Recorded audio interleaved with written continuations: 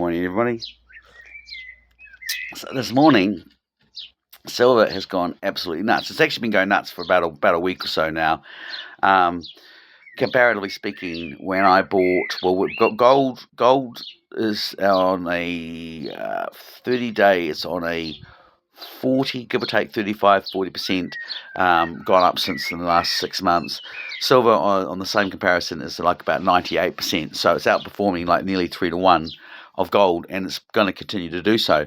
Now, one of the things that's very interesting happening is that what I was being aware of for a while is that China is placing restrictions on who can buy its silver and who can't. And China, this is important because China owns 90% of the world's silver supply. So initially, when I thought the gold prices were going up, I was thinking, well, that's probably because China's just basically shut the door, and people that are investing know about it, so they've just been quietly buying up. And all these stories in the newspapers would have been commenting, which I only started commenting on the silver prices about 14 days ago, even though it's been going up for a while. They're all going, oh, it's going up, but they've all been remarkable because none of them have really explained why it's suddenly going up. And it's because, again, initially the thing I said, well, it's because China's closing the restriction on the gap. But it's more than that, because I started going, well, wait a minute, this actually reminds me of the Mumbai attack. And the Mumbai attack was in 2009 when a group of terrorists attacked Mumbai city. It was blamed on Islamic groups, actually very much linked to the same ones that carried out the attack in Bondi and the ones that carried out the attack in Sri Lanka. Now, that's very significant because one of the British security companies, and I want to say Stanford, but I'm not sure if it is, but very early on in the piece, they turned around and they did a piece where they said that the people that carried out the 2019 Sri Lanka church bombings were actually linked to the same group of sort of Islamic people that were carrying out attacks on hotels, and mostly hotels that were all owned by Chinese interests in the area, sort of linking the kind of like bordering on the whole kind of Afghanistan. And that was also tied up with precious minerals and whatnot, but these are the same guys that were being attacked.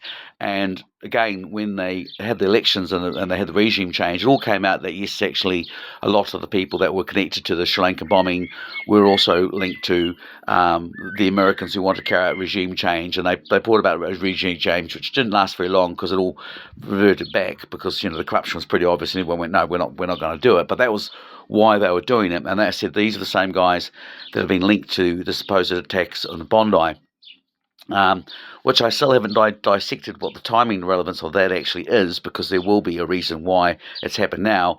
But keeping from the viewpoint of the Mumbai, was that one of the things that came out in the Mumbai attack was that at the time when it occurred out, there were all these guys from the European Union, and they were actually in Mumbai to hammer out the beginnings of a blueprint for a new currency system, which would be a European digital currency system that was going to be backed on Mumbai, which on basically Middle Eastern oil and Chinese precious metals, which was all pumped through the stock exchange market of Mumbai, which also had very strong connections to the Dutch East Tea Company and to the original Jewish families that supported the different agents, and the Opium Wars, the agents that were fighting for the Dutch East Tea Company that were linked to actually Jewish families, which have this very long traditional connection to the Mumbai terrorist attack, and which was going way.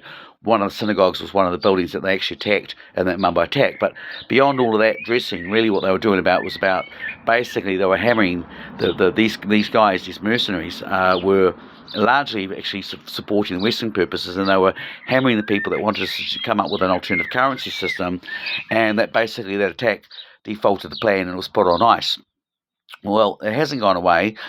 In the last year or so, the Chinese have been very, very quietly, since 2020, they've been slowly putting their own digital currency system into place, their own version of centralized banking, and backing it up with basically gold. But now, very, very even more further, what they've done is they've quietly actually created a silver fund, which is literally there to provide a background to their digital currency, which is backed up on silver. And that's obviously now being rolling out into play, because that's the Chinese are shutting down the door and saying, well, actually, you guys have got your gold standard, well, we've got our silver standard, and that's what we're witnessing. So this is a huge move, but that's the whys of why the silver prices are actually going up, which I said so far nobody in the mainstream legacy have actually joined the dots. They have not provided a single explanation about why it's going up now, but that's my take on it.